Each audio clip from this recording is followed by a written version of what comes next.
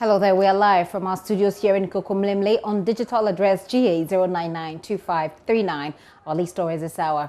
Minority on Parliament's Appointment Committee criticized for boycotting the vetting of the Deputy Local Government Minister Designate and MP for Techiman South.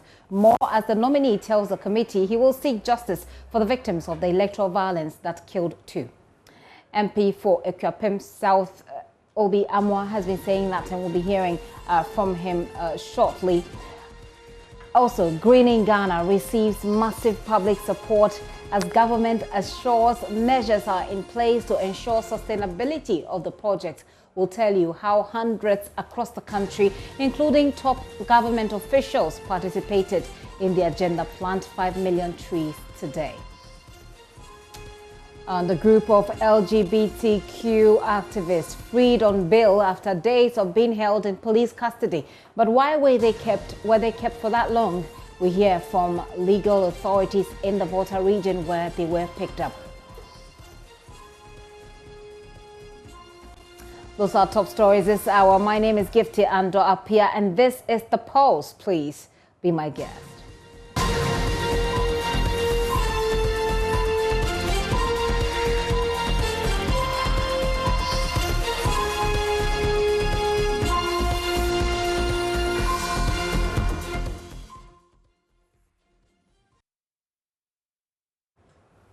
Tension is mounting in the Yunyoo Nasoni district in the northeast region following the refusal of some youth to allow the National Identification Authority to commence the Ghana card distribution exercise there.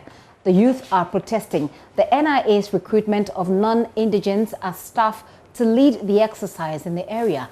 The protest has led to the indefinite suspension of the exercise as the angry youth insist the district lead officer and his two deputies would not be allowed to lead the exercise and must be replaced with natives of the district. The police have taken over the equipment for the exercise as well as other properties of the NIA as the Regional Security Council intervenes in the matter.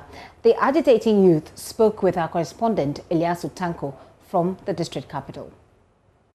We would like to make our stance clear. Yes.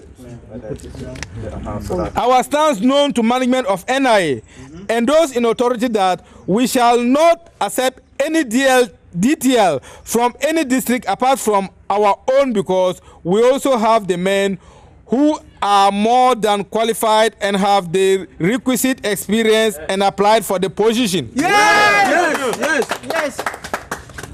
On this note, the leadership of Yunyoo Youth Parliament appealed to the minds of NIA management and bring a person from our district who understands the dynamics, languages, and culture of the people. If not, we still not cooperate and work with anybody in the country. We say no to foreigners. The purported persons posted on NIA team lead to Yunyoo Naswan district had a tainted image and an irresponsible lifestyle towards the applicants and registration officials during the NIA mass registration. So we the youth of Yunyoo Naswan district will not give him space and peace of mind to operate, and we will chase him out anytime we see him in our district. Yes. Yes. Yes. Yes. We are telling the National Identification Officer office that they should try their best and change the guy for us. We don't want him here today and we don't want him here tomorrow, or else we will not accept anybody from any district to come and work here. We are saying that no one will come here and work if not our own brother. Some youth there speaking to our correspondent Eliasu Tanko, who is, by the way, joining me on phone right now. Hello, Eliasu. Walk us through the situation there at the moment. Well, the situation remains the same as the Regional Security Council intervenes in the matter. As I speak to you, the regional minister is currently in talks with the NIA authorities, both in the region and up in the national level, and they are trying to resolve the situation. But I speak to you, the exercise is just no comments in the district. What indications are we getting that the people will be changed as the youth are requesting, or that there will be a conversation to reach some sort of win-win agreement? Well, the basis for their protest has been that they claim that two of the natives of the Yunyoo district were part of recruitment to other.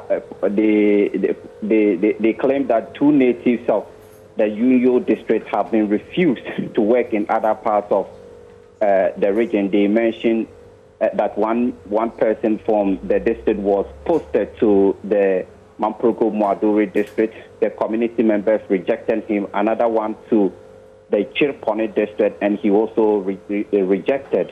And so they think that if natives of the district will not be able to work in other districts, they also not allow anyone to come to the district to work. And so, like I said, since last week, the regional minister has been in talks, and as I speak to you, the regional security council, of course, has ordered that the equipment for the exercise be taken away from the area. And so as I speak to you, they are currently being kept at the police station in Bunkurugu.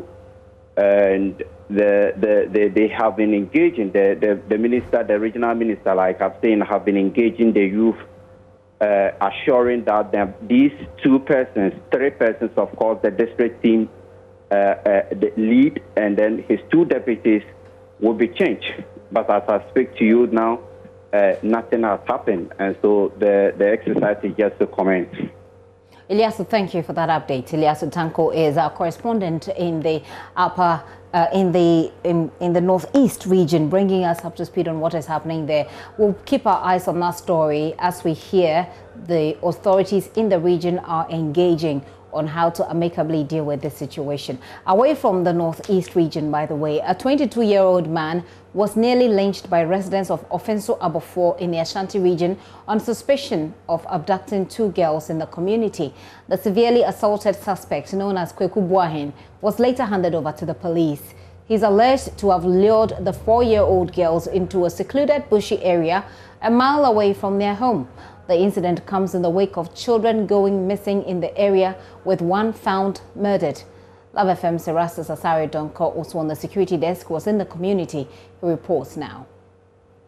Matilda and Samira, both 4 years old, are siblings. Here, in this quiet Abofor suburb, is where they live and play together.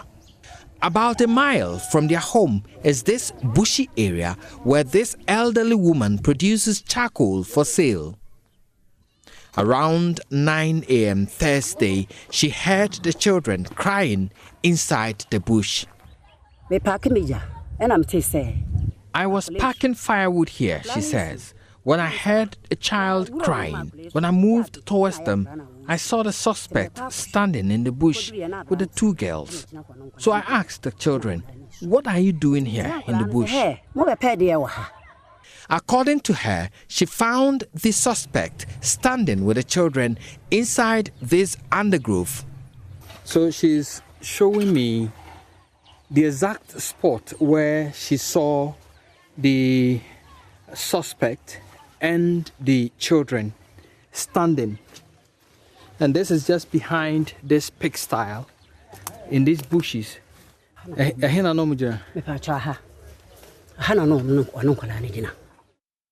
were standing right here. When I intervened, he turned his back towards me. And when I raised the alarm, he fled through the bush right here. The woman suspected foul play and raised an alarm.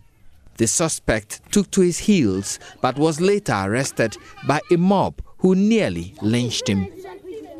Other eyewitnesses say they saw the suspect with a sack. I met him here and I asked him if he was the one who was being pursued, and he said no, so I left him. By the time I found out, he was the one they were chasing. He was gone.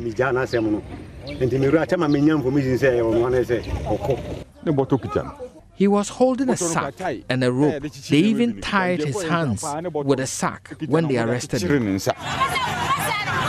Police had a tough time controlling the crowd that besieged the Abofor police station. The alleged victims have since been reunited with their parents, whilst the suspect is receiving treatment at the St. Patrick Hospital, Offinso. Now, a lot needs to be established by the police in this particular case of alleged child abduction. But clearly, this is a town, Offinso, Abofor, Offinso and its environs, is plagued by a common threat. People disappearing, children being killed, children going missing.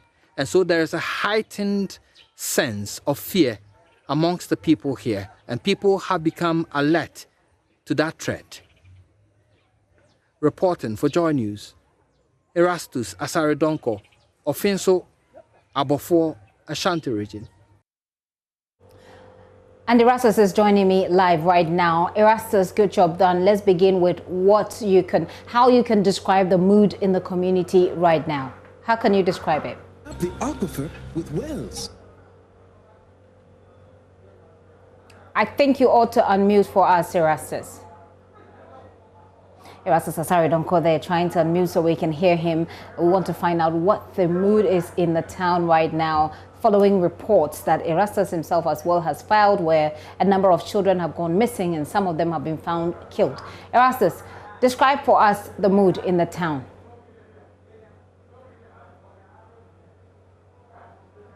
I see you speaking, but I can hardly hear you.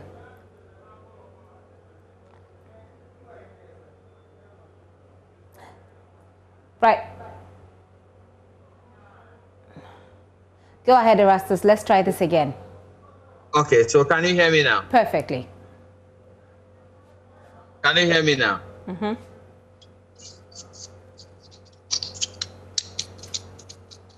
Erastus, I hear you. Please go on. Okay, so I must say that the mood in the Offinso area is that of some heightened fear. And that fear is born out of not this recent incident, but some incidents that have been occurring within the town for some time. There have been some murders in some parts of Offinso and its environs with some of the body parts missing. The recent one was that of a child, a 4-year-old girl who went missing a week, and she was found with her throat slit. And so it strikes some fear in parents and people around that particular area. And so when anybody raises any issue of somebody grabbing another child's, or maybe somebody moving in a suspicious manner, people come together to apprehend that person and treat it quite urgently due to what has happened in the town. A recent child who has gone missing is little Abdullah, who has been missing for 2 weeks now. They are still searching for him. They've not found him. And so that is why when this woman saw the gentleman with the 2 girls in the bush, she raised that alarm. Now it is yet to be seen whether police will be able to link the gentleman to any sort of crime, why he was standing there with the children, why that bush, away from their home, which is just about a mile from that particular scene. So a lot needs to be established before this case can be determined by any court of law. So that it's interesting you mentioned the police. My next question was going to be about the police and whether or not the police in this area have said anything. Well, the Offinso police have been speaking, and they tell me that they are leaving no stone unturned, trying to unravel the mystery behind some of these disappearances. And so in some of the cases, they've made some arrests. With a girl whose throat was slit, a gentleman has been arrested. Though he himself denies the crime, the police say they have made great strides in getting evidence that links him to this crime. Concerning the boy who has gone missing for 2 weeks, They have no clue yet. They are still searching. They've arrested somebody. The last person who was seen with a child, he's been sending the police on a wild goose chase. They've been taking him around so many places he's been mentioning, but they've not made any headway in trying to, get the missing child. And so that is what they say, that they are investigating. They need more support. They need information from the public that is not forthcoming. And that is what makes it difficult to unravel the mystery behind these cases. Erastus, if there's anything else that our viewers ought to know, do share with us. Otherwise, that'll be it for now. Yes, except to say that the police speak of, the fear that other people are also expressing concerning scammers in the town. If I should say, ritual people in the town, people have been expressing that to me a lot. I asked the police about it, and they say that, well, it's a dicey issue. You cannot just go to somebody and say, because I have seen you driving a nice car, I want to arrest you because I think you are a scammer. But they will need information from the public on how these people acquire such riches. If they are linked to any sort of crime, then they can make a move on that one. So it's still early days yet, and we're still monitoring the issues on the ground. Erastus, thank you. Erastus Asari Donko there is a member of the security desk and with our sister station Love FM in Kumasi. Now, away from Abofo, let's take you to the Volta region. A whole High Court, too, presided over by His Lordship Justice Yao Owahenia Champon, has granted bail to some 21 persons suspected to be members of a lesbian, gay, bisexual and transgender society in Ho. The suspects, 16 females and 5 males, were first arraigned on Friday, the 21st of May, but were remanded into police custody by the court. The arrest and subsequent denial of bail just has generated a lot of controversy, with many, including international media, calling on government to release these activists with the hashtag HO21, free the HO21, that's HO21, free the 21, has been trending, with concerns that there has been a deliberate attempt by government to not grant them bail. Now let's take a look at some of the concerns that were, have been raised on social media. So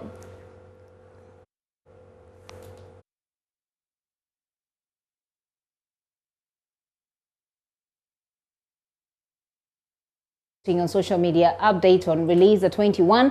The High Court in Ho today granted bail for the 21. Release the 21. This one says, I don't know if Ghanaians are actually realizing how pivotal this is. Imagine hanging out with a group of friends and acquaintances at police just arresting and holding you indefinitely while they find charges to bring against you. Free the 21. Hashtag free the 21. And we call on the Ghanaian authorities to immediately release the 21 people arrested in the Volta region for attending a workshop on reporting human rights violations. Peacefully assembling and supporting the LGBTQ community is not a crime. The time is now. Hashtag free the 21. Alfonso David there tweeting that one. And we continue monitoring the situation in Ghana, where 21 human rights activists were unjustly arrested and detained for providing training to support LGBTQ advocacy. We stand firmly with the Ghanaian LGBTQ community and support all efforts to free the detainees. Hashtag free the 21. I want to take you to Ho right now. I'm going on Zoom and I'm going to have a conversation with Moses Asampo. Moses Asampo is senior state attorney and regional head at the Office of the Attorney General in Ho. Sir, thank you for your time. Good afternoon. I think you're muted. Thank you very much. Okay. Thank you very much. Let us begin with how the case has traveled. Give us the processes that you have gone through till where we are now.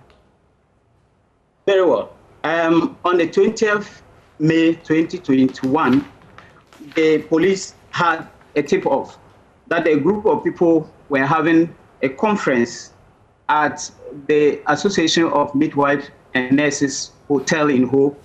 Now, the police went there and actually met the suspects having the meeting, the conference, and they retrieved materials from them that actually talked about LGBT issues. So the police arrested them and took them to the regional police headquarters. The following day, 21st May 2021, they were put before the circuit court. They asked for bail, but the police objected and opposed the bail, saying that investigations are ongoing and the suspects, most of them are not from Ho, and granting them bail will mean that they will not be able to have access with them to continue the investigation. So the matter was adjourned from 21st to 4th June. Now, the suspects and their lawyers felt that the 4th June was far, so they rushed to High Court for bail. And we called the police, and the police said we're still investigating the matter and that we should not allow bail. And we opposed the bail at the High Court. And that took place on the 1st June 2021. The court refused the bail, saying that investigations are still going.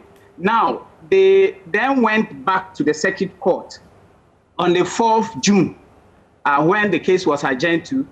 Over there, the police did not oppose the bail, but the court was of the view that you have already gone to High Court, and that is a superior court, and the court refused you bail. You have the right to repeat your bail there. The court was of the view that they will not be able to review the decision of the superior court. So they came back to the High Court and applied for bail again, and that was today. So we didn't oppose the bail. We allowed the bail, and the bail was granted. I see. Yes, I see the processes is gone through, but we do know that our laws indicate that when somebody is arrested, they ought not to be kept much longer, you know, than what, 24 hours or 48 hours. No, the 48 hours is if you have not taken them to court. But if you've taken them to court and they ask for bail and the court refuse the bail, the 48-hour rule does not apply. It is police cannot keep suspects without taking them to court within the 48 hours. But the police did so. They arrested them on the 20th, and the following day, they presented them before the court. And the court was of the view that investigations are ongoing. What charges were leveled against these 21? Well, we charged them with the offense of holding an unlawful meeting, assembly, and under Section 202 of Act 29, Criminal and Other Offences Act. That's the offense we charged them with. And with this offense that they were charged with, I know this is an issue of you know, the judge's discretion, but yes.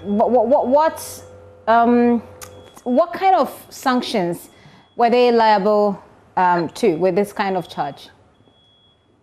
Well, an unlawful assembly actually is a misdemeanor. We concede it's a misdemeanor. So when they are convicted, they will not be sentenced more than 3 years. Or even a court can also fine them with that. So was it the prosecution's arguments that they should be kept in custody because they'll escape? Yes, the problem is that most of them, as I indicated earlier, are not from Ho. So when they arrested them, if you grant bail, then it means that they are going back. Some are from Marseille, some are from Accra, some are from Takoradi, some are from Kufuridua. It is only 2 persons that are from Ho, 2 of the suspects that are from Ho.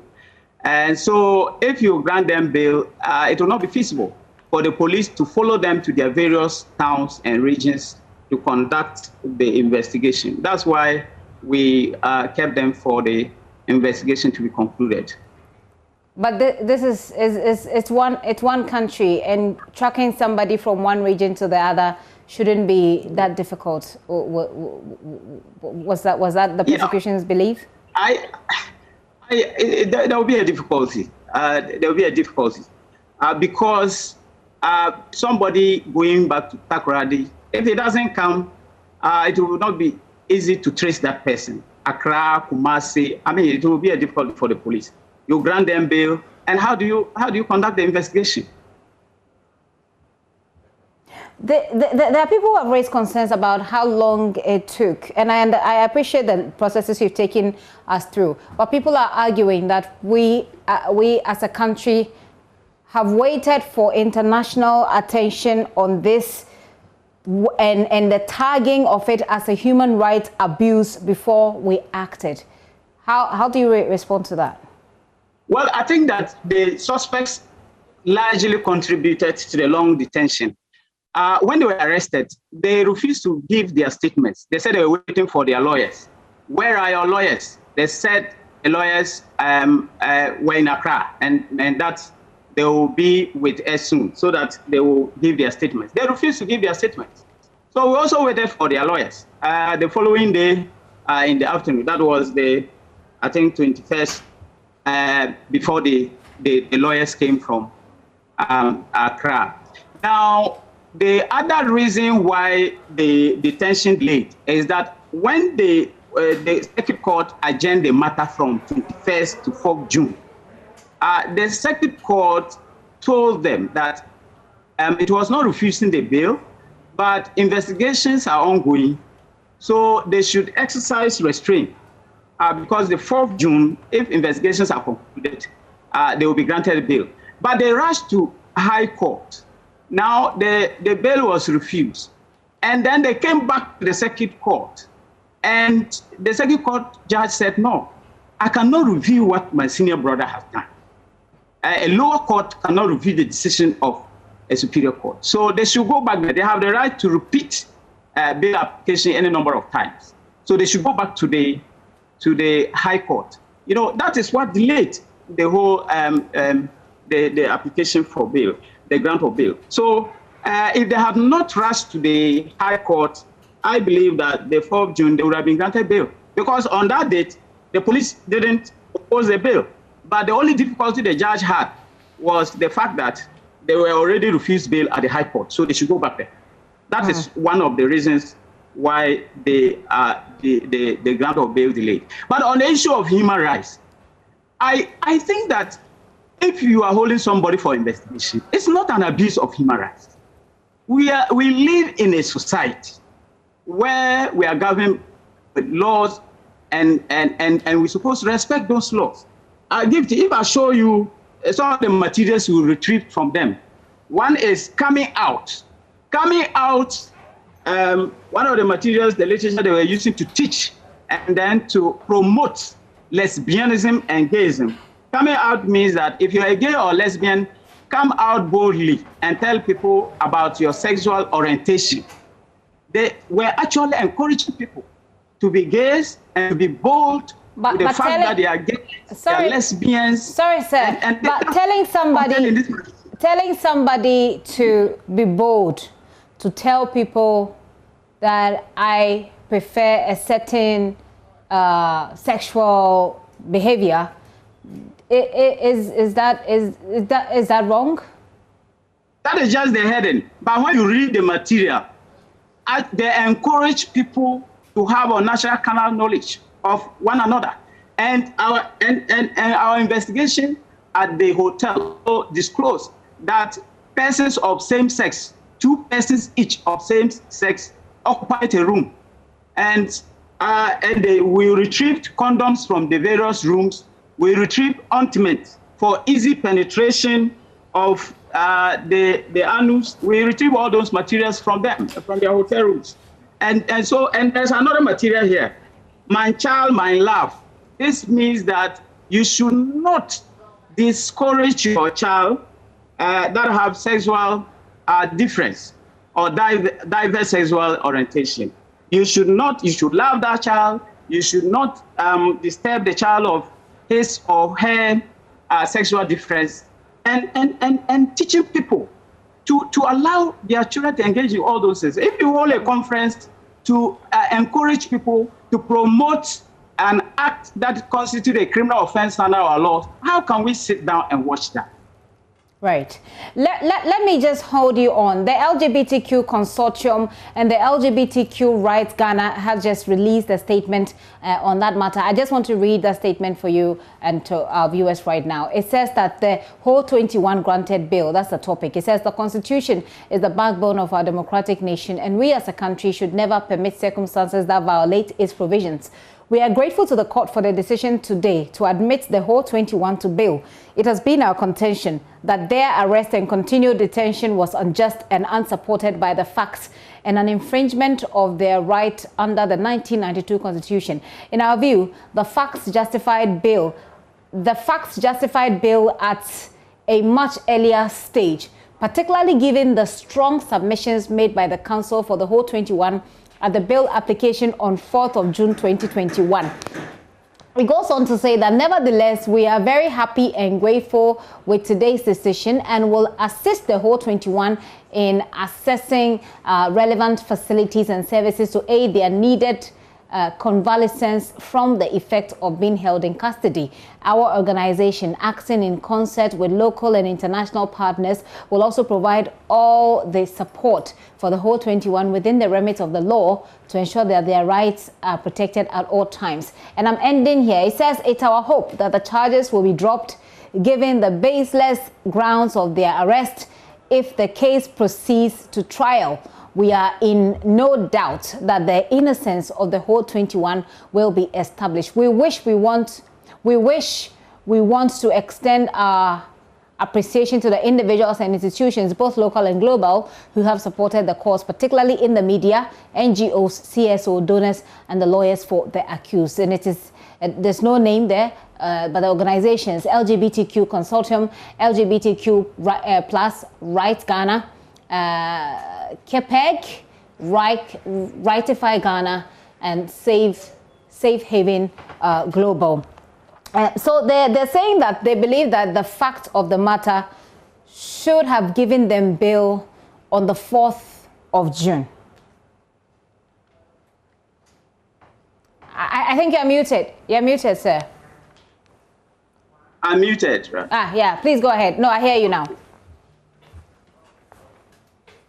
So what I'm saying is that whether a felony or a misdemeanor, before you determine that there is no case or there is case, you have to do investigation. And that is what we're doing. If you look at the statement they have released, the argument is on the 4th June. They said that they should have been granted bail on the 4th June. Yes. And I also said that they created a problem by going to High Court. The High Court refused the bail, and they came back.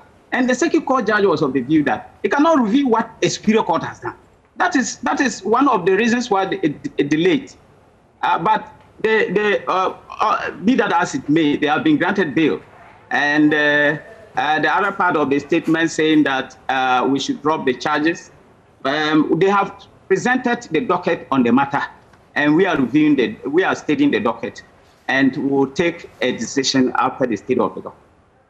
Do you think, from where you sit right now, based on what you know, that there's a slightest possibility that their request of the charges being dropped is possible in any way? Slightest? Well, everything is possible. We are yet to study the docket, but any possibility of dropping the charges everything is possible, and I think that is also possible. Till we go through what the police have presented to us, I cannot definitely say that the charges will be dropped. But on the issue of human rights, they were not touched. Nobody touched them.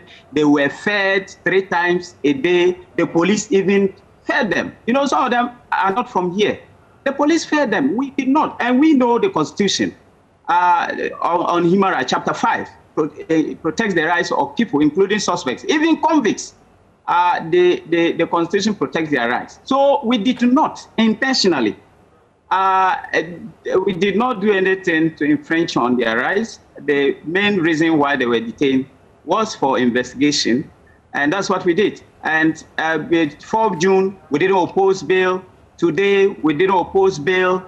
And when the judge asked for terms, we told the court that the terms should be flexible because they are not from here. We the prosecutors, I told the court that once they are not from here, we will not insist that the bail conditions should be stringent. And the court granted the bail with a sum of 5,000 Ghana cedis, a surety each, not to be justified, and that's all. And they were executing the bail bond when we left court. I think by now they should be done with the bail bond. We understand that there were two people who could not find the sureties. Have those two found some already? I believe that as we speak, they should have. Okay. I think all of them will leave whole today. Mr. Sampo, thank you very much for your time, and subsequently I'm sure that we'll be able to come to you for more details on this.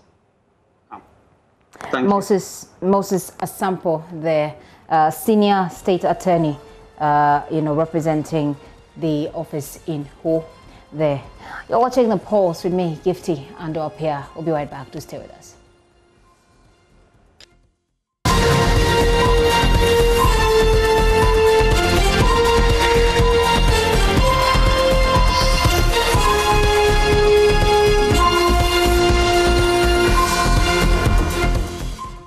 You're welcome back, and many thanks for staying with us.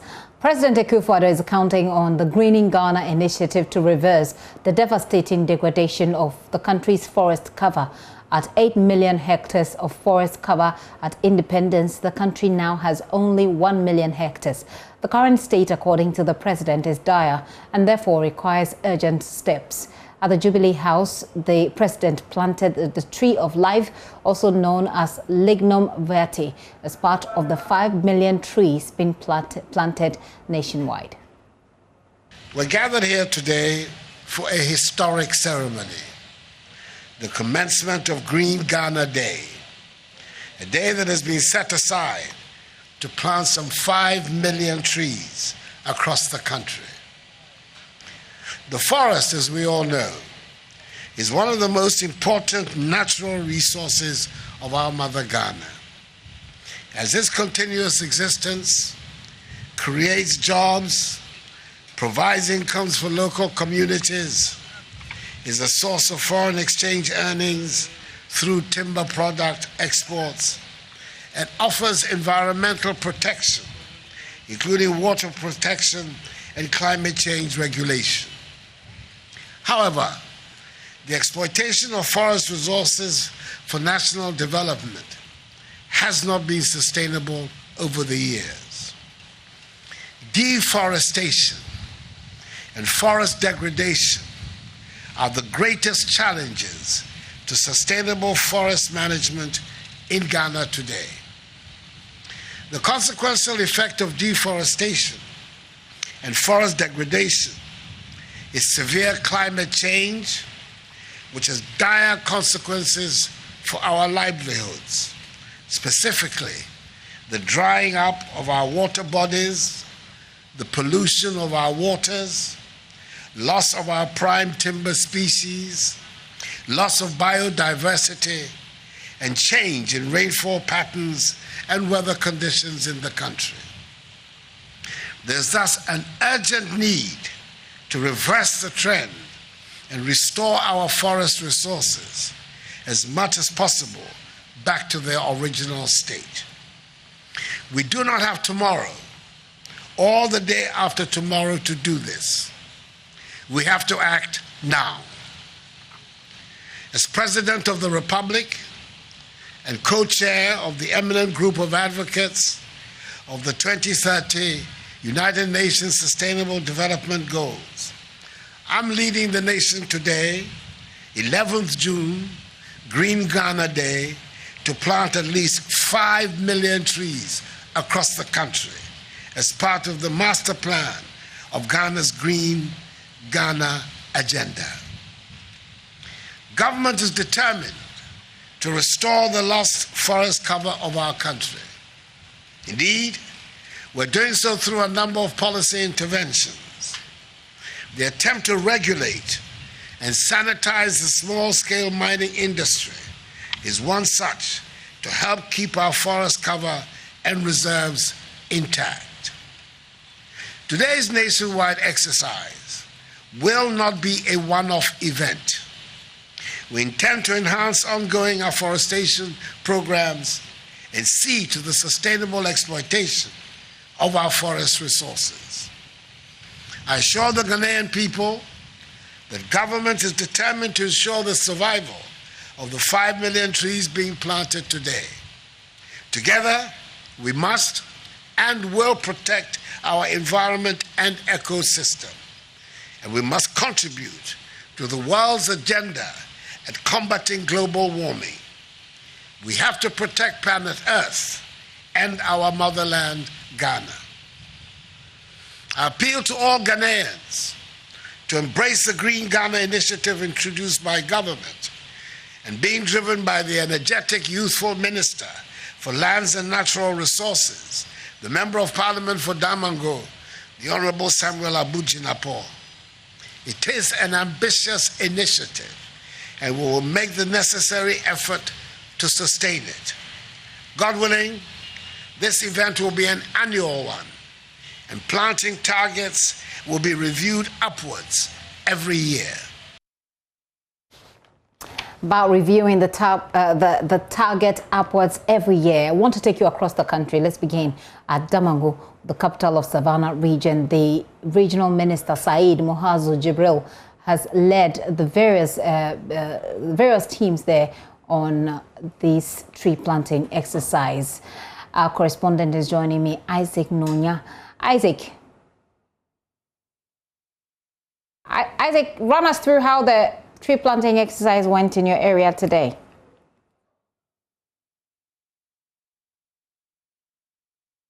In the Savannah region? Right. Isaac, start again for me so we can hear you properly. Yes. I said out of the Zoom in the region, while two were Zoom in northern region. So out of the number that have Zoom in northern region, in Savannah region, 250,000 seedlings were given to the region to go around and plant them and then ensure that the area regains its vegetation cover. Speaking to the addressing journalists, the regional minister, Said Mohazu Jibril, said that the exercise has come at the right time, considering what has happened to the vegetation. If you look at the charcoal burning, commercial charcoal burning, rosewood logging, and what have you. So as part of their effort to also collaborate with government, they want to ensure that they continue to ban the exercise and then to also ensure that the trees that are planted will grow and grow well to replace those that will be taken away. But there's one threat to this particular exercise, that is water. The water of this plant, according to the regional minister, if we have to be another exercise, a deliberate exercise, that will be initiated by the region to make sure that these plants that have received will be able to grow and to help the region. Isaac, before you go, run us through whether or not the minister talked about what plans there are, exactly what is going to be done to make sure that the trees that have been planted don't die at birth, so to speak. Exactly. They provided a net cover, a mini fence around these plants, and also the youth in afforestation will all go around to inspect that these trees are well kept, and then also there will be a standby water project that will all go around, that will all make sure that they water these plants.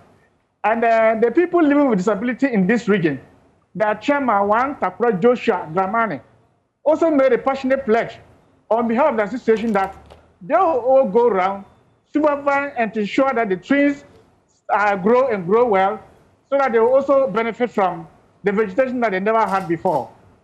Okay. Isaac, thank you very much. Isaac Nonya is our correspondent for the Savannah region. I'm going to take you to the northern region right now, where the Deputy Minister for Lands and Natural Resources, George Mreku Duka, says he said Ghana's forest reserve currently stands at less than 1 million. He also adds that Ghana has about 8 million hectares of forest reserve back then, as we said earlier on, but 1.6 was set aside as reserve and gazetted. Martina Bugri has been monitoring the program there for us today. Is joining us. Martina, run us through how it went at your end. People in the region welcome the idea, considering the devastation windstorms have caused to people in the area. And so individuals, women groups, youth groups, institutions came out in their numbers in their own small way to plant a tree within their communities, within their offices, and then within their homes. But the climax was in Yendi, where the deputy minister, the minister, and the Yana led a team to do the planting of the exercise. The Northern Regional Minister said that assessment of how these trees would grow would be part of how he would assess his minister, his MMD East, in the region. So how these trees will survive would determine the marks that he would make. And so he is putting an importance to this exercise and urge everybody to help. The Yana said the region has had its fair share of devastation when it comes to destruction of trees. And so he's urging all to support the cause. But he's also calling for a better fuel alternative use, such as gas, made cheaper so that people can afford. If that is done, it will help the cause, as he said. We've heard from Isaac Donya that there's a plan apparently to make sure that these trees actually grow. Share with us that plan as well. Did the minister speak about any plan to sustain this? Yes, like I said, he says that the survival of these trees in these districts would determine the assessment he would give to his MMD. So you are expected to ensure that these trees, you just don't plant them, but you nurture them until they grow. Unfortunately, it's been done in the rainy season where watering wouldn't be a problem, but they are envisaging that during the dry season, they would put in place measures to ensure water is provided so that these trees will survive the dry season.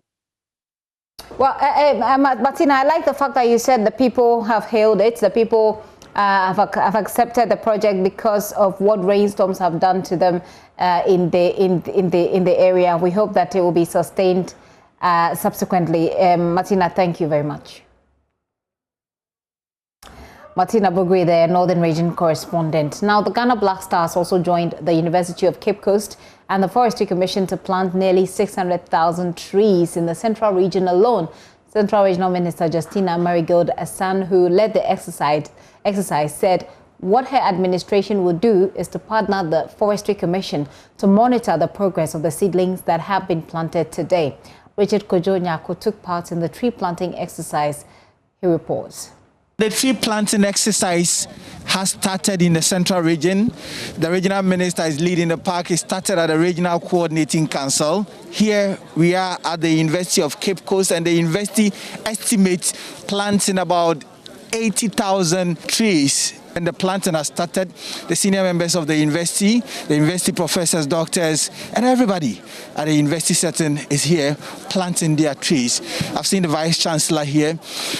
Shortly we'll be speaking with the Vice Chancellor to tell us more about how the tree planting is going. So let me speak with the regional minister. She seems very excited about what is going on. For mine, I'm putting my name there to signify that I was part of this beautiful location, and I believe all other colleagues will do same and nurture the plants to grow very well. The best of it is to monitor what it's done after you've given it out. Thankfully, the Forestry Commission themselves have instituted a plan that when you take it, they will even take your GP to know where you are planting them and making sure the monitoring exercise will go on to engage them to see that the plants that they took are growing and growing beautifully. The senior members of the university professors, doctors, and everybody at the university setting is here planting their trees. I've seen the Vice Chancellor here. Forestry Commission Ghana has accepted to support us. They have provided us with 30,000 seedlings of economic trees, and UCC, through grants and garden, we have also nursed 50,000 economic trees. We are not going to plant and leave them, We are going to plant and keep them so that the university will have very green environment that will support academic work. So we've got the monitoring and evaluation officer here. Yes. So tell us, I mean, beyond this day, what is going to happen? We'll be cultivating a lot of crops here. We'll be doing maize, we'll be doing cassava, we'll be doing coconut. So we have other parcels of land that we intend embarking on similar ventures. We want to go into agroforestry as a means of, helping to prevent encroachment. You know, the university has been battling with the issue of encroachment for some time now. And so we want to use this as a means of fighting encroachment. You are beaming with excitement. Tell us, what makes you excited this morning? Seeing today come into fruition is very happy moment for me, because it's not been easy with the preparation together with UCC and our other stakeholders. So to see that everything we planned is on course gives me joy. So let's go beyond this. So on a normal day, beyond 11th, are we going to see you support people to grow more trees? Yes, we have a different component of plantation activities. We actually have a target for trees on farms.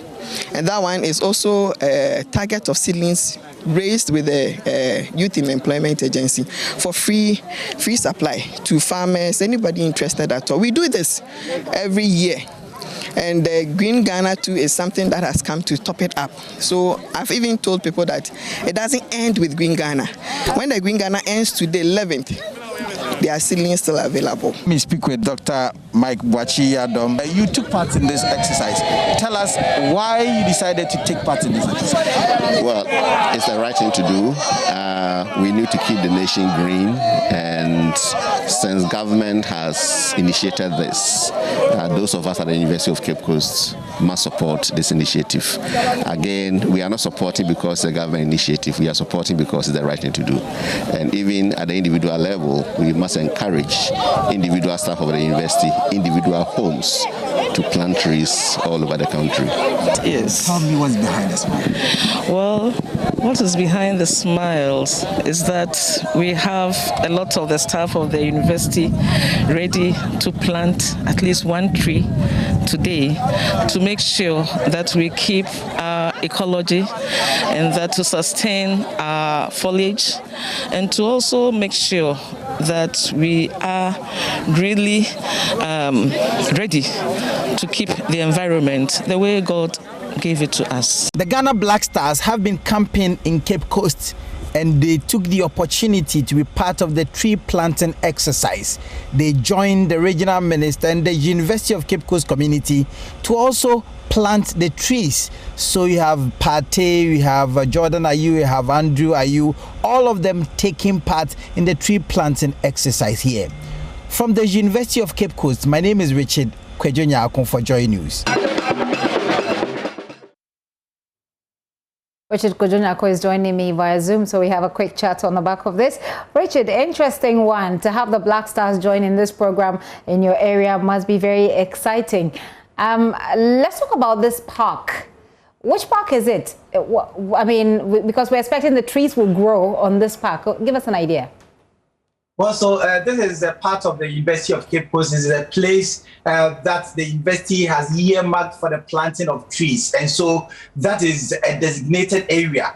Already, the Forestry Commission has given the university 30,000 seedlings, and the university itself has also gone into it to acquire 50,000, so making 80,000. And they are planting all of these seedlings at the park that you saw, and then at the borders of the university, because they have been battling with some encroachment issues. But beyond this, the Black Stars came, and it was the icing on the cake because they've been camping. You know, they have a match tomorrow. And so they took the opportunity to be there, and then it excited everybody. Their favorite players that you've not seen before, planting some of these seedlings. It was so amazing to many of them. But beyond this, the Catholic Church has also been engaging in this same activity. They say that they are planting 1 million trees this year alone. Charles Gabriel Palmer-Bakel, the Archbishop of the Metropolitan Diocese of Cape Coast, said that they will do everything to sustain this particular exercise. So, Gifty, this is what has been happening in the Central Region as far as the Greening Ghana exercise is concerned. So this part of the Cape Coast University in a few years will be almost looking like a forest, I assume. But then one of the persons you spoke to said these are economic trees. What kind of fruits are they growing? Do we know? Well, I exactly. I do not know what kind of economic trees they are, but the University of Cape Coast, the agricultural section, so they went to select some of these economic trees. You know, they were nursing some of these trees, and so they are using them to augment what the Forestry Commission has given them. And so they have intentionally procured these economic trees to enable them, bring some kind of fruit and other things to the university when these trees grow. Interesting. And I suppose that the people of Cape Coast, apart from the Cape Coast University, that outside the people also have embraced this project and have been a part of it. Yeah, Gifty, interestingly, people feel that this day should be set aside as a holiday for the people of Ghana, because it is something that many have come to embrace wherever you pass. And then the publicity has gone very well. So you see people trooping to the various designated centers that have been set by the Forestry Commission to go pick their seedlings and to be planted. And so some planted them behind their buildings, at the frontage of their building, and at places where they were hitherto looking for seedlings to even plant there. So it's something that excites them, and they want to see more of this. Interesting. Richard, thank you very much. You seem to have had the most exciting of today's exercise with the Black Stars and all. Richard Kojonyako is our correspondent in the Central Region. Let's move from the Central Region. Let's hop on to Bono East. With an estimated population of 12 million people, the region is planting a total of 300,000 trees, with much attention on planting along the Tano River, which is the region's largest water source. The motive, according to the regional minister, Kwesi Edujan, is to be in line with the Green Ghana project, save the water bodies which fall within the Sustainable Development Goal 6, which also focuses on providing clean water and sanitation for all. Correspondent Anas Sabit is joining me for more. Anas, a rundown of how yours went today. Yes, Gifty, like you said, the focus this day or today is to ensure that the Tano River is saved from, drying up entirely. It is the region's largest water source, like you rightly said, but over the years, because of deforestation and human activities along the river banks, the river is more or less drying up.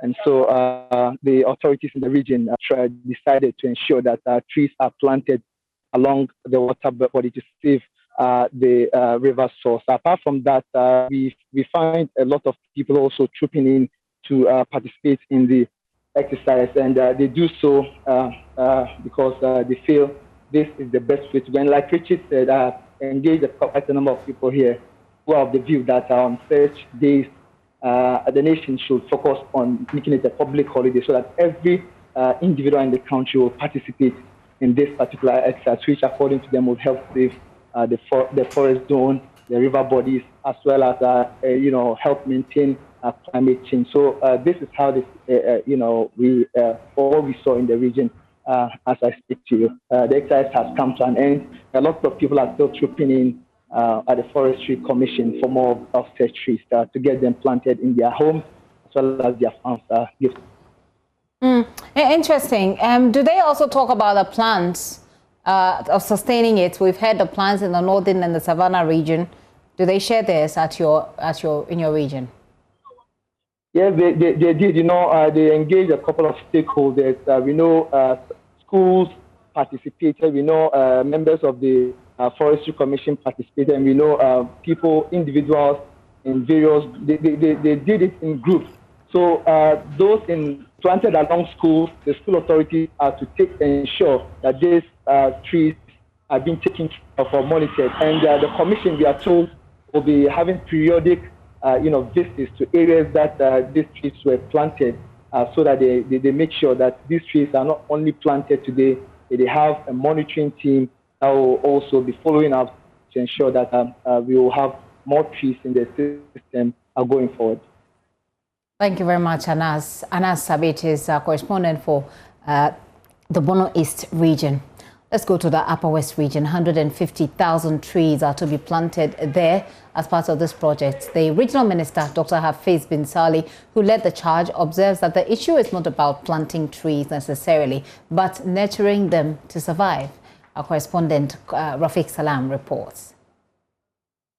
The clouds have already formed, threatening to rain before Upper West Regional Minister, accompanied by members of the Upper West Regional Security Council and heads of decentralized institutions, arrive at the Watertown plantation, better known here as Wa Forest, for the Green Ghana project. That, however, did not deter them from embarking on a project that will not only give the region a better vegetative cover, but more rains in the future on condition that it is efficiently implemented. The target is 150,000 trees to be planted in all 11 administrative districts and municipalities in the region. Upper West Regional Minister Dr. Hafiz bin Salih noted that the country the last 30 years has lost its forest cover, hence the need to plant more trees. And if care is not taken, the entire forest cover of this country will be depleted. As humans, we need to put in efforts, particularly those of us in the 5 regions of the north. We are threatened by desertification, so we need to consciously plant trees to regain our past status. Dr. bin Salih admonished the citizenry that the exercise is not only about planting trees, but nurturing them to survive. For us in the Upper West region, our target is 150,000 trees will be planted today. I want to urge all of us, the issue is not about planting trees, but also nurturing them for it to survive. So I'm going to take note of where I'm going to plant this tree, and occasionally I will come to see whether the tree is surviving or not. However, the exercise was nearly mad when the rain began to drizzle, but they stuck to their guns and ensured that all seedlings brought were planted before they left. Over 65 institutions in the Upper West region are taking part in the exercise, a move the Upper West Forestry Manager, Stephen Asamoah, stated that it is aimed at educating the public on the need to save the environment. To collaborate all major stakeholders to undertake massive forestry or planting exercise, so that we will ensure we inculcate the habit in our children that we have to save our environment. So you can see within Upper West, over 65 institutions were all involved in these tree planting exercise. This is a forest year in, year out that has been burned by the Ongsuk frost. The big question is that will they allow these trees to also go the same way? We have taken measures to embark people and educate people on the essence of preventing fire, and we have embarked on fire break around the system. That is why we chose this area, so that we can plant and protect our forest. This is Watertown Plantation. Where we are currently standing is part of Watertown Plantation, and we are assuring the public that with the involvement of everybody, this place will not going to burn again. Reporting for JoyNews, Rafiq Salam. Rafiq Salam, in the rain there. Rafiq, you must have taken some painkillers for that, have you? I'm somebody who belongs to the water. I don't usually fall sick. So I was able to survive it. Okay, I can see that the program seems to have gone on smoothly, you know, but for the rain, which of course is also a good sign, because we know that we wouldn't have to send, you know, dams close to the trees to water them. But which area was allocated for the tree planting where you are? I mean, is it like a park like we saw in Cape Coast? It's the Watertown Plantation, better known here as the Wat Forest. You know, the Wat Forest, year in, year out, has always been devastated or ravaged by fire. and so part of it is being depleted. And so authorities are also, let's say, the Regional Security Council saw the need to plant these seedlings there. And so they went to the edge of the forest around Danko, and that was where these trees were planted. And so in the region, we're going to have 150,000 seedlings being planted in all the 11 municipal and districts in the region. Rafiq, is there anything else we need to share with our audience? Otherwise, that'll be it for me for now. The Upper West Regional Minister made mention of the need to nurture these trees because they are thinking that it's not only about planting the trees, but they need to be nurtured. Because here is the case, trees, a lot of people have been planting trees, but they don't really take care of these trees, and so they allow them to die. And so he's saying that there is saying that the last man, if he died, the last tree that died means the last man will also die. The forestry manager also spoke about the need for collaboration because they have brought about 65 institutions in the region to collaborate. They have been going around, they have been speaking to people about the need to make the environment safe. And so they think that it's a good project which they need to nurture and then to allow these trees to grow. Rafiq, thank you very much. Rafiq Salam is our correspondent in the Upper West region. Ashanti Otumfuo II has planted a tree at the Royal Gold Club in Kumasi to commemorate the Green Ghana Day. This is to commence the planting of 1 million trees in the region. It's part of government efforts, as you know, to restore the depleting vegetative cover of the country. Nanaya Juma is joining me. Nanaya, what can you report from Otumfuo's part of the exercise today? So the exercise started early this morning around 9 a.m. and Ashanti before we got the golf club was already there, and he was eager to plant trees to protect the environment at the golf club where he usually trained.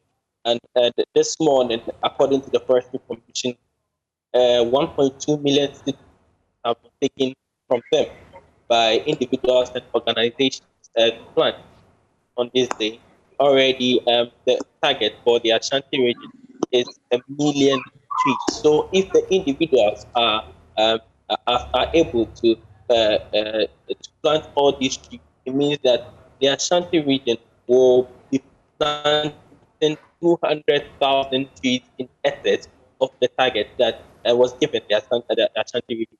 Now, the Ashanti regional minister Simon Osemena, who was also at the event this morning, says that there is need for every individual, every Ghanaian to help support this project, especially a government effort to deal with illegal mining and also illegal logging, so that the climate action that we are all now preaching will be attained. Also, the Kumasi Metropolitan Assembly from there also had its part of the tree planting exercise, and that took place at the experimental basis where various dignitaries from the Kumasi Metropolitan Assembly Nana, I'd love for us to have a lot more of this conversation, but I'm having a hard time hearing you smoothly.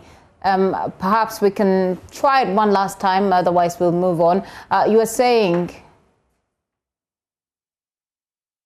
Yes, from the Kumasi Golf Club tree planting exercise, the Kumasi Metropolitan Assembly also had to commence their own tree planting exercise, which the target was to plant 500,000 trees today. That's half of the target that's been given to the Ashanti region. And this, the commemorative one, was held at State Experimental Beach.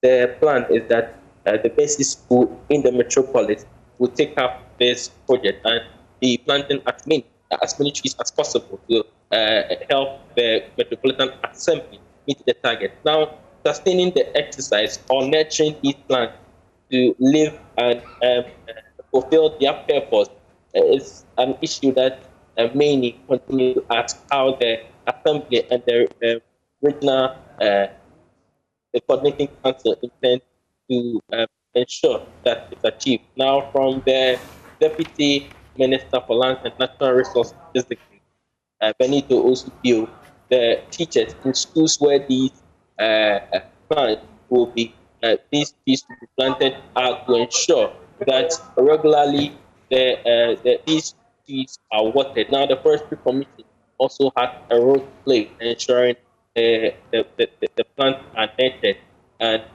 every Ghanaian is also being encouraged to adopt a tree so that this plan by government to grow 1 million trees in the Ashanti region is achieved.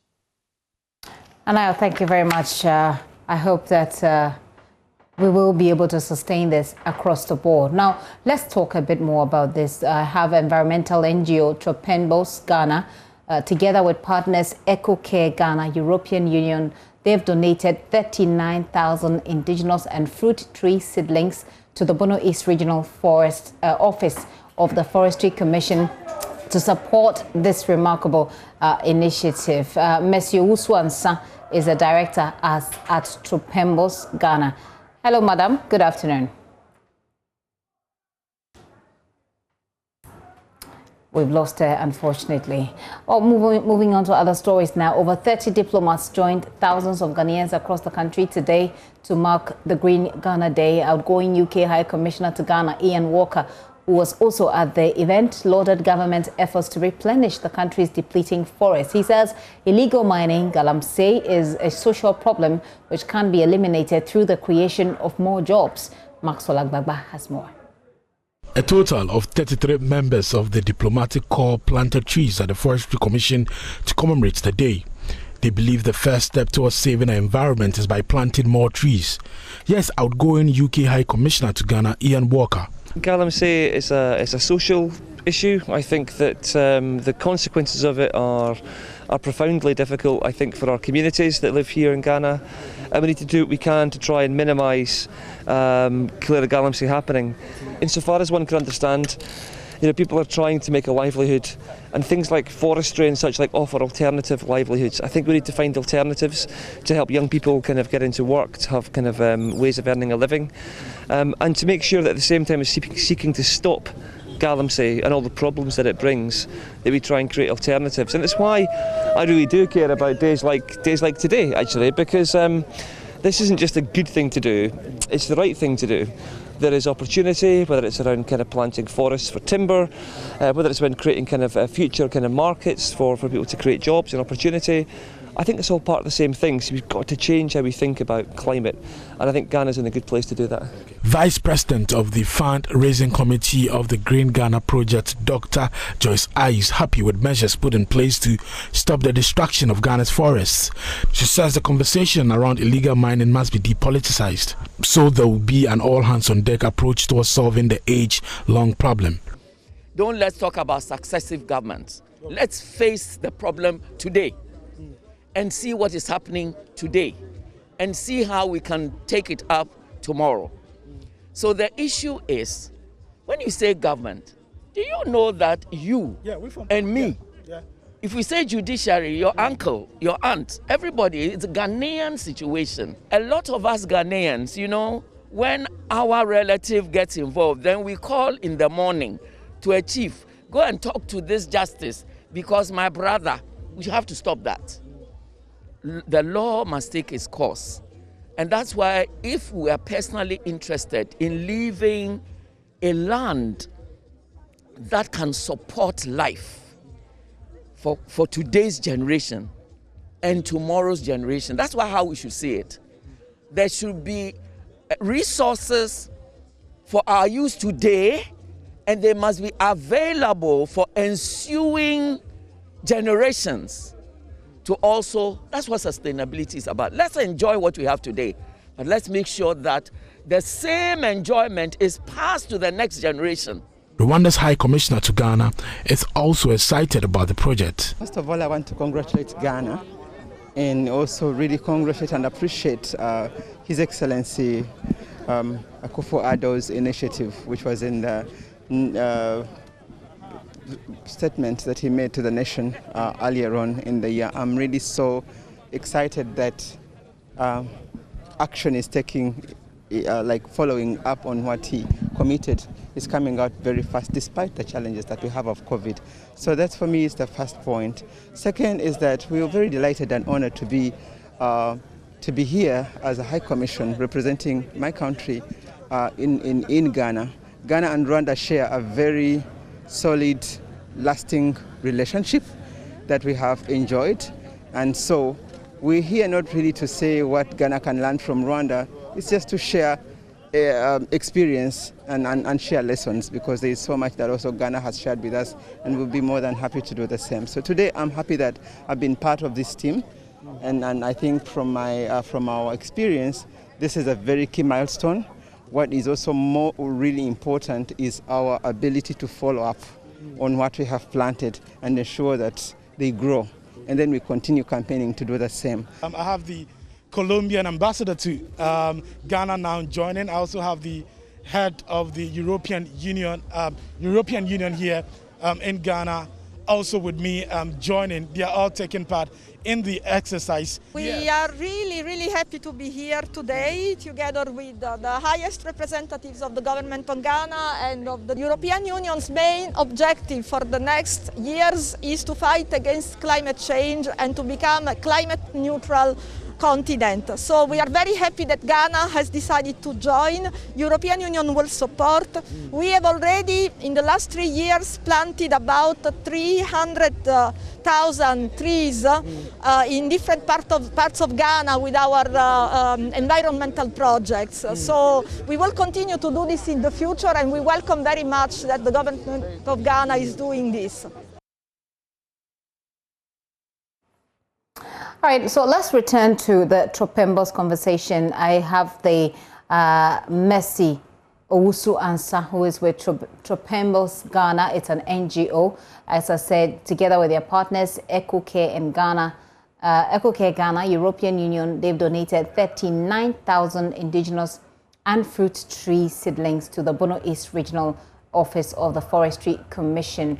Mercy, thank you for your time. Now, the Green Ghana project appears to have received nationwide support. How, from your perspective, do we sustain it? So it's very simple.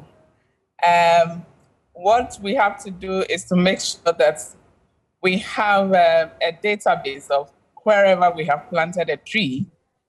We know where we have planted. We know who have planted, and then we follow up in the coming years. So that is what Tropembos Ghana and EcoCare Ghana have done. We have kept the names of every single person and community who has received tree seedlings from our end, and we are going to make sure that every year we contact these people and make sure that the trees that have been planted are growing. If they are not growing, we are going to replace them.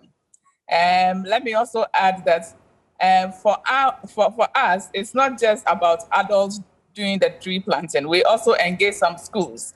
We went into essay competition with the schools, and we have given them prizes. We have given them trees to plant. So we are going to follow up with those schools in the Bono East, also in the Seshuyo-Aso landscape, to make sure that the trees that we have distributed to the schools are also growing. So it's about following up, making sure that the trees are growing year after year and adding on to what we have planted. Interesting. Is that the same as the Lean project, or is the Lean project different? Educate us. Yes, exactly. It is under the Lean project that Tropembos Ghana and EcoCare Ghana supplied the seedlings in the Bono East. But apart from the Lean project, Tropembos also has other projects in other landscapes. And we didn't just do the Lean project. We also did some other DIS with a school in the Kintampo area called Apaso, and another 4 schools in the Seshuyo-Aso landscapes. Okay. Well, we wish you all the best. Unless you have some final words, I would call it today. A final word is that we also did some around mining areas. And we have to take this opportunity to tell the nation that it is very, very, very expensive to restore mining areas. So we should be careful when we are mining. Thank you very much. Mercy Owusu-Ansah there. Ghana has experienced the largest relative increase in primary forest loss of all tropical countries, according to an analysis of satellite data published by US-based World Resource Institute, WRI. The report says that Ghana's loss of primary forest cover surged 60% from 2017 to 2018, almost entirely from its protected areas. Attempts at forestalling degradation of the forest have had limited success. Mahmoud Mohamed Nuruddin looks at the effect on economic trees cut down in the Tinte Bipo Forest Reserve as a result. Mehame in the Twi language literally means "don't come and worry me," but a name that is supposed to reflect in people's lives is quite the opposite. People give it a different sense of its name. Mehame has about 300 residents, mainly farmers surrounded by beautiful nature, rainforest. But within a few kilometers lies a sad reality: the destruction of Tintin Bipo Forest Reserve. The chainsaw is falling on Tintin Bipo's jungles.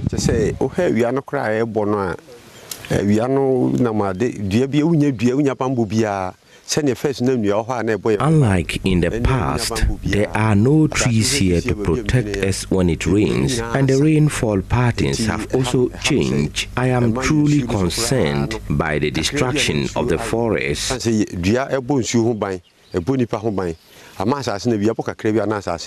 reserve was dominated by economical trees like odum, mahogany, danta, among others. This forest used to be virgin forest. Most of the trees like odum, wawa, mansonia, and the rest, most of the indigenous trees. But now, the illegal chainsaw operators has cut down all the trees, and illegal farming has dominated this forest. Due to that, the forest has been degraded. The loss of trees and other vegetation cover can cause soil erosion, fewer crops, increased greenhouse gases in the atmosphere, and a host of problems for indigenous people. Rainforests provide humans with more than just trees. Biodiversity loss causes sickness, poverty, and even wars. Thousands of plant species that provide human medicine would be lost. Many poor communities like Mehame won't get plant life for medication. In the past, we saw different animals, but now they have all moved.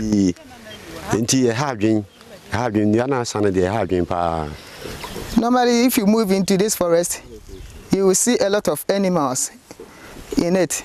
But due to the deforestation, you cannot find any animal in this forest. And the impact is too much. So we need people to come in to invest in tree planting so that the climate change, which is affecting us globally, can be reduced. The World Health Organization estimates about 80% of African population uses traditional urban medicine as part of primary health care. Lack of vegetation could result in rapidly increasing climate change. Rainforests are also known as carbon sinks. This means they consume carbon dioxide, clearing it from the atmosphere. Whilst aspiring to become industry-friendly, Ghanaians must also spare a thought for the ecology. That is why Envirotech Bamboo Limited is restoring the degraded forest with bamboo. Chief Executive Officer Penis Dapa and her team are planting thousands of bamboo in Mehame and surrounding areas. What we do is we're trying to see how best we can restore the degraded lands with bamboo. Having we piloted our project in Bunahafo, in Banda and Kintampo, some of the communities, we are so happy that the Forestry Commission has given us one compartment of land to plant bamboo to restore the lands. Aside, we're looking at how we can develop the bamboo as a raw material base for industrial use. The initiative will not only provide vegetation to the environment, but create an economic empowerment program for women. We are also trying to see how best we can create economic empowerment for it. We're trying to engage a lot of women on board as economic economic empowerment.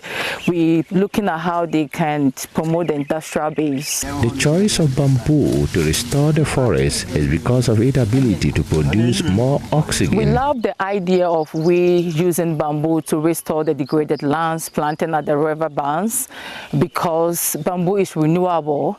As such, it prevents soil erosions. It also generates a lot of oxygen that balances the carbon dioxide as a carbon sink. So basically, we like all these qualities of bamboo. And aside, it's very renewable, and we can use it on industrial base too. Benny says environmental protection is her topmost priority. It is the hope of the organization that the Mahame forest would be restored to protect lives and vegetation. A report by Mohamed Nuruddin. And finally on this, Multimedia Group has partnered with the Labadi Beach Hotel to join the rest of the country to plant trees today. Government had announced, this plan that a lot of people say is ambitious to plant at least 5 million trees today in a bid to reclaim our country's green landscape. Well, let's bring you highlights of when Adam Naite, head of programs at Joy FM, and Labadi Beach's Renee Vincent Ents joined to plant the trees. 2 of the seedlings already planted, and more are going to follow. Just for the purposes of this particular interaction, we're doing 2 just to show the viewers what we are doing today. It's a tall order, but it's very doable. We are extremely proud to join you guys and the Multimedia Group in this very, very, very important track. It's important for our green policy, something we believe in very much, as you do as well. Therefore, we have to secure this world for our children, and this is one of the good ways of doing it. So it doesn't take much of a brain cell to know that you have to be part of something like this, and we are very, very staunch believer in that. And somebody will be asking that why the Multimedia Group, why the Joy Brands particularly, why choose us? There's no doubt that the partnership that we have with you guys is absolutely nationwide. It's something that people like. It's people know you guys, they know us, and they see that particular partnership will work very, very well. We are promoting everything together, whether it's our staycations, whether it's everything that we have to do at Labadi Beach. Here we always look at the glasses half full rather than half empty, and the way that the times are today, we think that's extremely exciting to be shouting from the rooftops with people like your good selves or what the good things people can expect from Labadi Beach Hotel. And these are part of those things. It's part of our role in community to be part of stuff like that. And definitely we're leaving this in your care as stewards of these seedlings. We hope that in a year or 2 when we come back we'll still see them alive and doing even better. We will be the first recipient of a coconut, I promise you that. Absolutely it will be. We have more than 400 coconut trees in the Labadi Beach Hotel. It's very important to us, the environment, our green policies, as I mentioned before, and to shout with you guys as partners, Multimedia Group, it's a no-brainer. It's a straightforward relationship which we are very proud of, and something that we will want to continue for always. And if we can do something like this together, there is no stopping us, is there? Definitely. Renee Vincent, and he's managing director Labadi Beach Hotel. Let me now speak to Adam Naite. She's programs manager Joy FM. And so Adam, you could just join me. I'm really upbeat about this entire exercise. We're planting this. It's maybe symbolic, but it speaks to even more in terms of what we believe in at the Multimedia Group. Yes, definitely. And we set the national agenda quite often, and we champion this. So when the president called on all Ghanaians that we need to embark on this exercise, definitely we just have to embrace it because we believe in it. He actually did mention that our very existence is tied to this. We all just can't sit back and watch our environment just get wiped out because they're felling trees, galamsey here and there and all that. So it's a call from the president. We believe in it and we are supporting it as a group. And definitely, this is a question I asked Renee, that really after this, what next? Are we going to see it, Oh, definitely. We have a long-standing partnership with the Labadi Beach Hotel. They are our strong partners. They support our activities. So we decided to do this together because he realized that they also believe in a lot of greenery. You come around here, the buildings are beautiful, but you still have a very green and a very beautiful environment. So why not? We are going to nurture it, watch it, make it grow. Every once in a while we will come. I heard you say that you have left it in their care, but we're jointly going to nurture it and ensure that it grows to fulfill the purpose for which we are doing this today.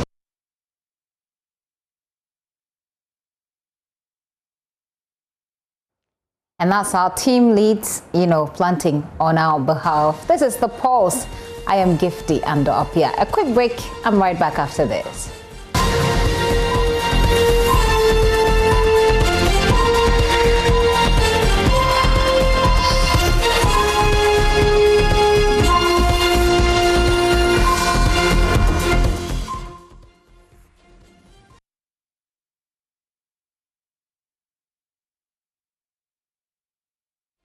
You're welcome back. One day when I'm not around, my soul will be at peace because I know my daughter has a secured future. These were the words of Georgina Yawa Ankra after JoyNews presented cash donated by viewers to her. It follows a report filed by JoyNews' Beryl Ernestina Richter on the poor living conditions of Yawa and her special needs child. More in this report.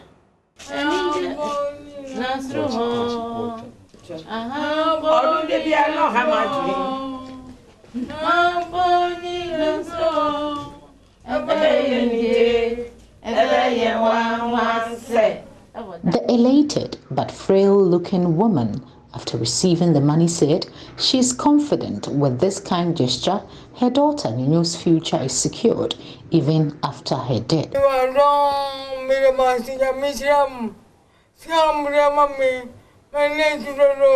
Thank you all very much, and God bless you.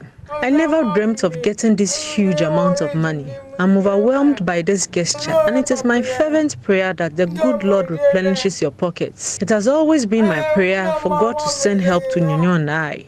And by God's grace, that prayer has been answered. JoyNews, God bless you for the good work.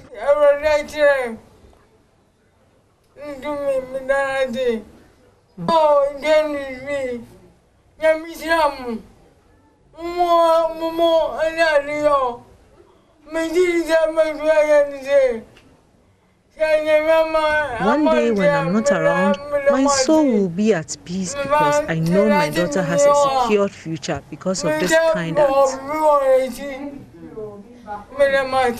Elizabeth Lamptey is Yunyoo's teacher who has been caring for her. She assured the team that the funds received will be put to good use through the accounts set up at Fidelity Bank. I was just helping a vulnerable girl I saw in school, and it was just me helping out. I never thought it would go out and become this huge. I'm so humbled to be used as an instrument for the change in Madam Yawe's life and that of her daughter, Yunyoo. Now there is an account in Yunyoo's name, so when the money is deposited, we are going to invest. Now that she is in school, in the nearest future, she may need the money to develop herself and also to still take care of her mom. The account is at Fidelity Domi branch, and then the name is Jacqueline Abna Enyonam Nudupo, and the account number is 204044198918. We are most grateful. Now Yunyoo is safely admitted at Jolu Special School, and we are all grateful. It's through your efforts that we've gotten this far. Since the broadcast in February, the family has received support in diverse ways from the public. We are back here in this room to find out what has changed. Since the last time we visited her, we realized she was living under very, very poor and deplorable conditions. But a lot has changed here. So I have with me her neighbor, Madam Mansa, who has been helping her a lot. Madam Yawa. Oh, I feel like Ninya back and clean, ya wa peak and ni can be keska. She said we the graft Johnson, Lahu eba wapi, in how full stop, some like a nibi p ni elehe TV nekeba. The flat-screen television, refrigerator, and the bed were all bought by a philanthropist called DeGraft Johnson. Reverend Father Campbell also helped a lot by changing the dilapidated ceiling, provided a fan and some groceries, detergents, and other things. I thank everyone who has supported Yawa and her child. Over roofing, ceiling, fan, provisions, fuel, ihawo. Amewa wopi. Ernestina Richter's reports their amazing response, and thank you so much for all of you, to all of you who supported. By the way, the money is in an account, it's not with her, just in case anybody has any, ideas. This is still The Pulse. I'll be right back.